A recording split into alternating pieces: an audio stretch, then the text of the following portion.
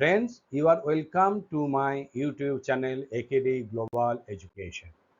So far, under Personal Finance series, I have uploaded 8 videos to cover need of retirement planning, investment ideas with respect to asset classification, concept of asset allocation, concept and type of mutual funds, type of small saving schemes available for investment. Viewers are requested to view these videos to add value on personal finance. Now it is pertinent to discuss about some financial rules which shall help you to act on personal finance. Whenever a person starts to earn, some natural questions come to his mind like how much to be spent, how much to be saved and invested, how much is enough for emergency fund, how much insurance is enough, what should be the investment portfolio mix, and many other questions. To answer this question, knowledge of financial rules are very important and essential. Financial rules will ensure that the accumulated wealth is spent and allocated to investments and expenses judiciously. Today, I shall present to you 8 golden rules of personal finance which shall be very handy.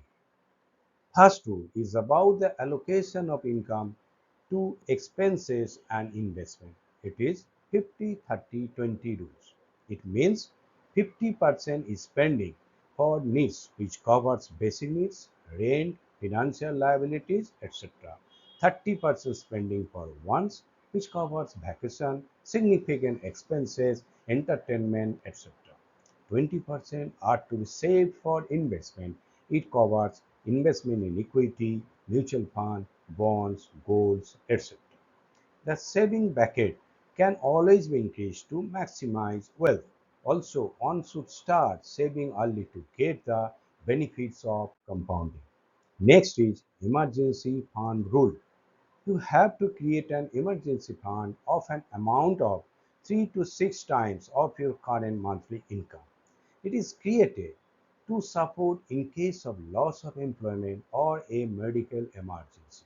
Money is to be kept in liquid, means cash or cash equivalent, which includes cash, saving, FD, etc., or near liquid assets like liquid mutual fund as a safe bet. Next is life insurance rule. Under insurance shall not fulfill the purpose of it.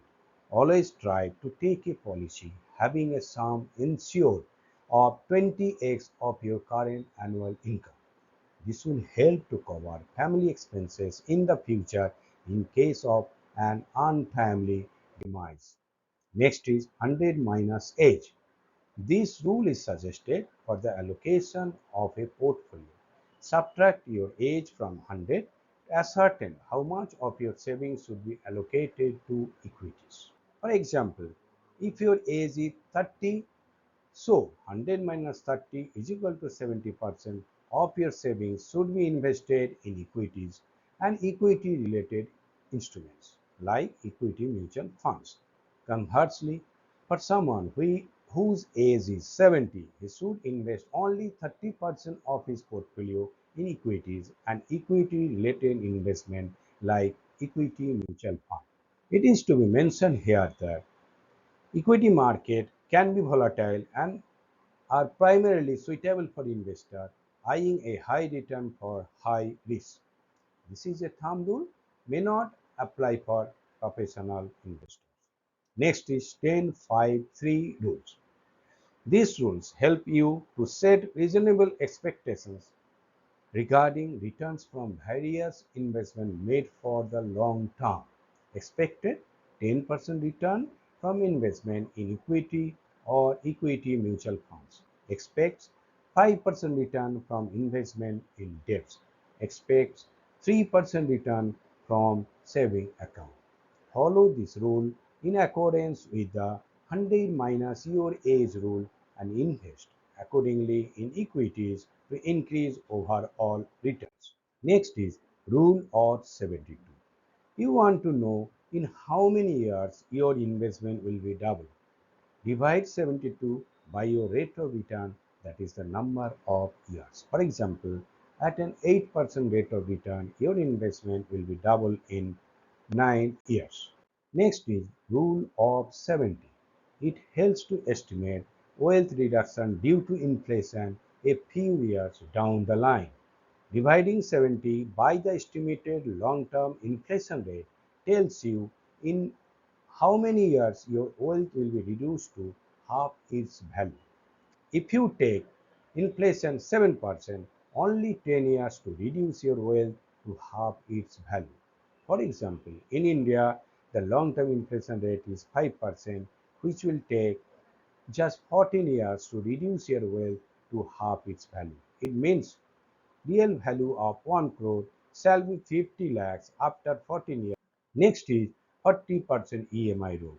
You might be taken loan for purchasing car, house, high ticket items and maybe education loan for children. You should not have your EMI outgo to more than 40% of your income. For example, you earn a salary of rupees 60,000 per month. EMI should not exceed 40%, that is 24,000. Otherwise, you may face situation of debt trap. Next is rule of 4%. This rule is essential for retired personnel to have financial freedom. Post retirement, no salary will come. You shall be dependent on earnings from corpus, invested, and pension. Sometimes total return may be insufficient. In that case, you shall be forced to deplete the retirement corpus. This rule suggests that never take out more than 4% of your retirement corpus per year. As a thumb rule, the corpus required is 25 times of your estimated annual expenses. For example, if your annual expenses after 60 years of age are rupees 5 lakh, then corpus which are required is rupees 1.25 crores. Also, it is crucial to invest the retirement corpus in a mix of debt instruments and equity to keep growing the corpus, which will last you a long time. With this, I complete my today's video. Thanks for watching my video. Please subscribe my channel, kindly like my videos and share this video.